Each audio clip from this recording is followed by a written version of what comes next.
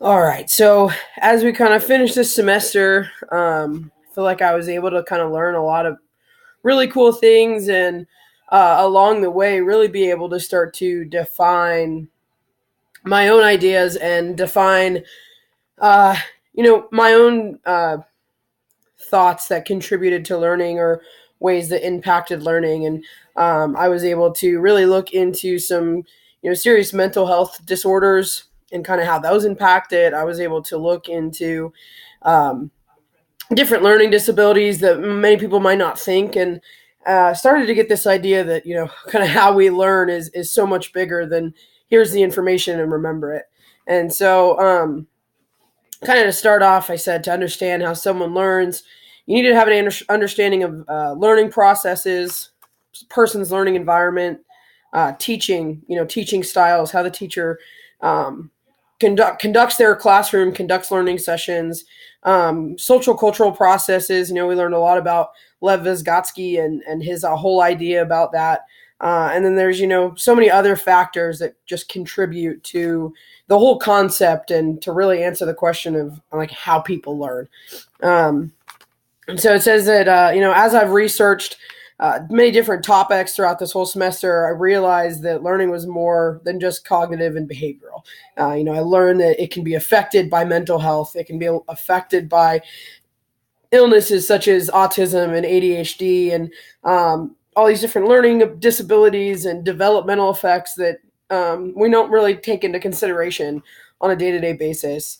And so to really just kind of define a lot, looked into more of, things to understand, things that all of these different areas that really need to be looked at together as a whole in order to really get the big picture. I feel like the videos we did all semester were pieces to the giant puzzle of putting it together. And so the first, which obviously I kind of think is the most important, is the learning processes. And so I kind of just did a little bit more research to fully understand those. Um, the first one being attention. And it says, that this is the first step to learning, right? You've got to focus on what's being taught, focus on what's being said, focus on what you're reading.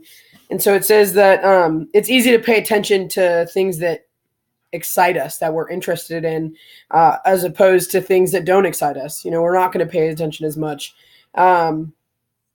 When we're not interested, we're easily distracted, and we easily tune out. I remember being in high school, I loved history.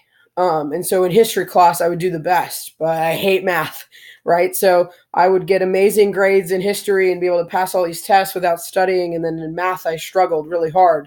And a lot of it was because I wasn't excited. I wasn't, I just was going through the motions. That's what I had to do. That's what we had to learn.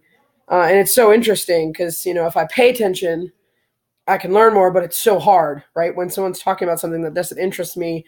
Whereas now, if somebody starts a conversation of, psychology or anything like that, I'm on it. But if somebody starts a conversation about math or really science, more sciencey stuff like animal science, I'm not going to be fully invested into that conversation. So I thought that was just really interesting because attention isn't really something that you'd really think about first.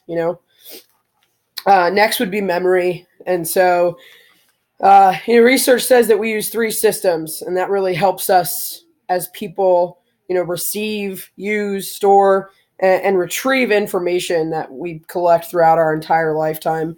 First is short-term memory. One of the interesting things I think I learned throughout that was that, human beings really can only, in our short-term memory, collect 7 items at a time. So if you're sitting there and you're trying to listen to somebody tell a lecture, the more information they're spitting at you, by the end of that lecture, you're only going to remember really the last 7 things that they just said, right? You're not going to remember the first 10 things that they might have talked about.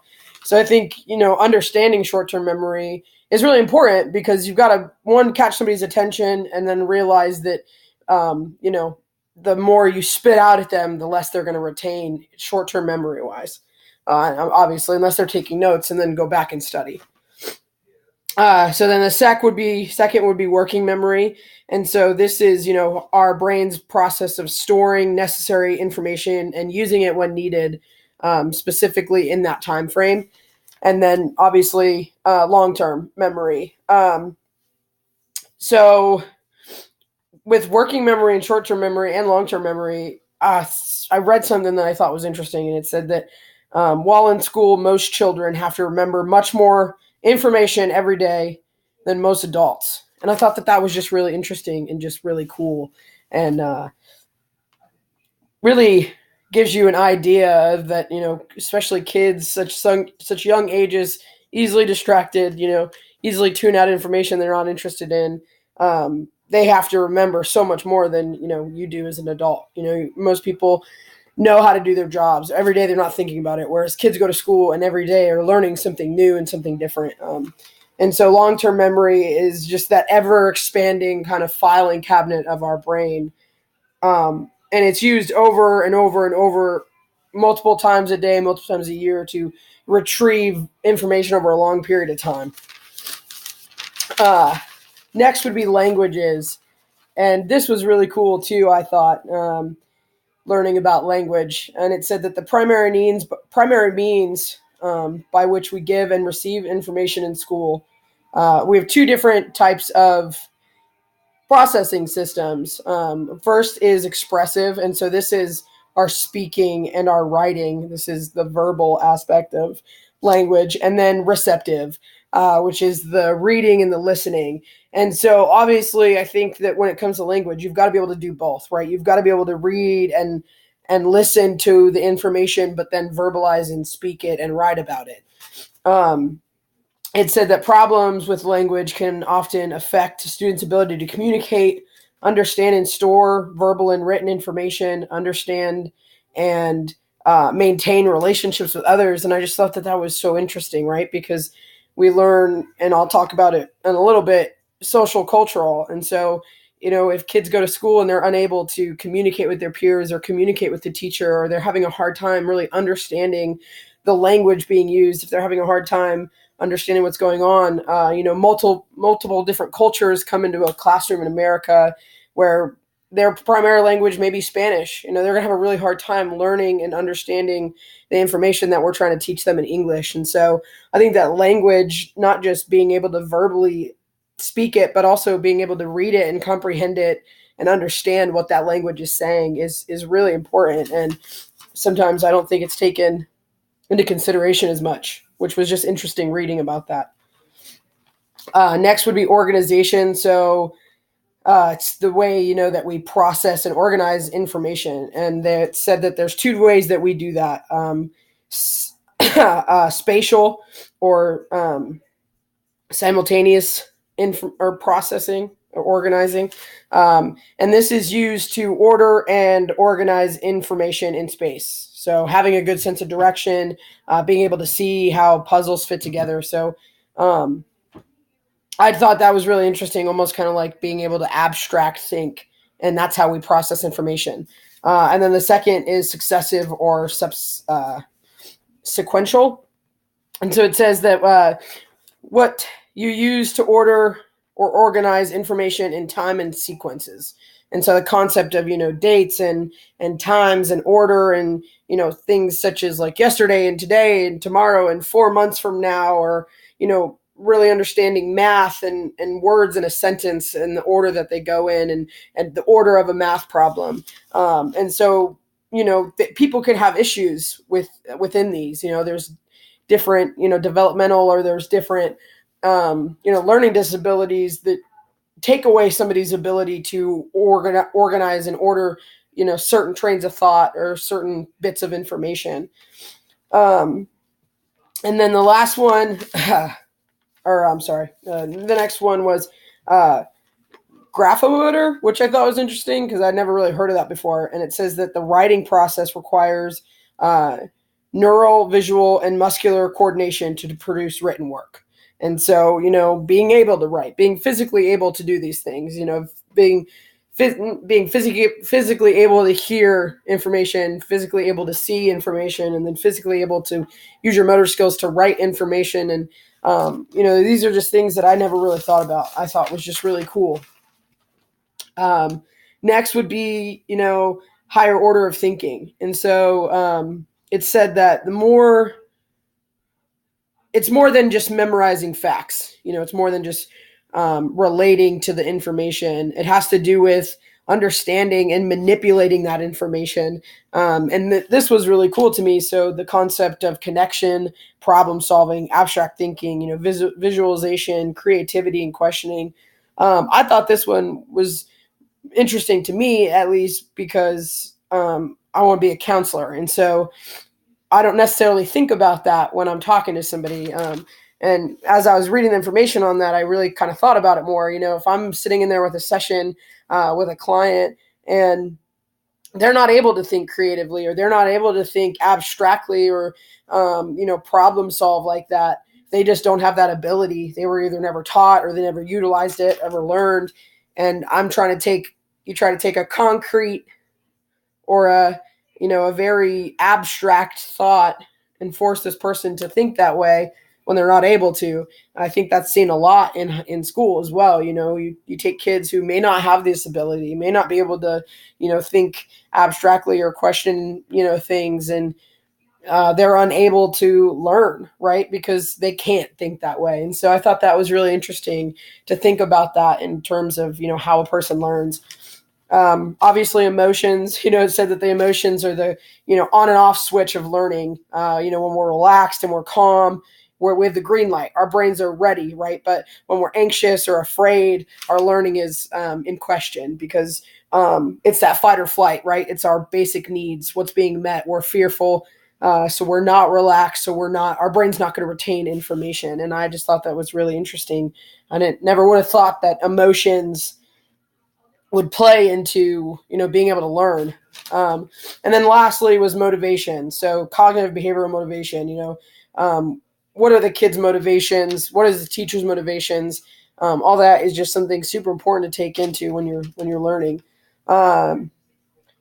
Second thing I think that was really important to, pinpoint was the learning environment. So this can also have a huge impact and affect someone's learning, right? So I read that the importance of a learning situation is, again, student motivation, right? We learned about attention. So it's got to capture the student's attention. The student's got to be able to want to learn and willing to learn that. And, teachers got to be willing to teach. And so motivation is just a huge step, right? You've got to want to learn. You can't just force somebody. It's almost like, taking a horse to water, you can't make it drink type situation. The access to digital tools, right? We live in a very technology forward world right now, right? So just very interesting to think about. And then social emotional engagements, right? So we're in school, we're with our peers. Those environments have to be safe and secure for us to, really be attentive to our learning abilities. Self-direction, right? Can some kid read the directions and follow the directions without needing help? And there might be kids that can't. So this is just something to take into consideration. And then continuous feedback, giving the kids the ability to share their feelings and their thoughts. A little bit about the social cultural perspective. Again, super important, right? Humans develop and learn in social, historical, and cultural interactions. That's just how we learn, right? That's how we pick up on different cultures. That's how we pick up on different abilities. It's how we're able to see different things. Vygotsky believed that parents, caregivers, and peers and the culture were responsible for developing our higher order functions, right? That ability to think concretely or think abstractly. He talked a lot about this zone of proximal development, and it says that this is the distance between the actual development level as determined by independent problem solving, and higher potential development as determined through problem solving under adult guidance or in collaborations with more capable peers, right? So if we're working together, we have this higher level of potential development. If we're working as a team, working in groups, all that kind of stuff, which is really interesting. I personally like to work alone. I never really like to, depend on my group mates or my peer mates, but there are some people who work better in groups. There are some people who work better when they become a leader. And so kind of just wrap everything up, I said today I have not only learned that things our previous generations learned, but I said that we also have to learn in this kind of new environment and this new social world with technology and the internet, and kids have to worry about social media and different types of learning, right? We're not so much learning about career development and all that kind of stuff. There are more computer classes in school nowadays, and kids are having to adjust and really learn in a different kind of world than my parents did. And I was kind of right in the brink of it coming up and coming. And I just think about kids now in elementary school are getting iPads, so they're not only having to learn all this stuff, they're not only having to learn math and reading comprehension, but they're also having to learn in a way of technology that most teachers still don't even know how to teach in a way. You know what I'm saying? So it's just very interesting. And so I kind of just said, in conclusion, just kind of wrap it all up. There's a lot of information. I think there is not just one answer to that question of how people learn. I think that there's not really a definite way to answer that. And so I said that there are multiple factors, right? Both external factors and internal factors that really affect a person's ability to learn and their want to learn. And each person is unique and they're different. And how we solve problems and how we overcome things. I've said it in previous videos. I just think it's so interesting that we put kids who might learn differently or might be unique, and we try to force them to learn the same way, right? And if you read all that information and you know anything about people and human behavior and all that kind of stuff, you can't just use the reward and punishment anymore, right? Kids need to be placed in areas where they're going to be better. Kids need to be placed in their likes. If some kid likes music, put him in music class. He's not going to learn that well in math class, right? Because it's not his interest. It's not going to keep his attention. So I think that when it comes to learning, we've got to be more adaptive, right? We've got to grow and move with the trends and move with what's different and how kids learn and be learning. There's 10 different ways that one kid could learn. And so kind of getting to know that is more important than, this broad question. I really enjoyed this. I really enjoyed learning so much about this. Things that I probably never would have researched or even thought. My idea of, how people learn and how we process information, how we store information, opposed to how we retrieve information and how we think and how we collect it has just completely changed by reading all these different things. So definitely enjoyed it.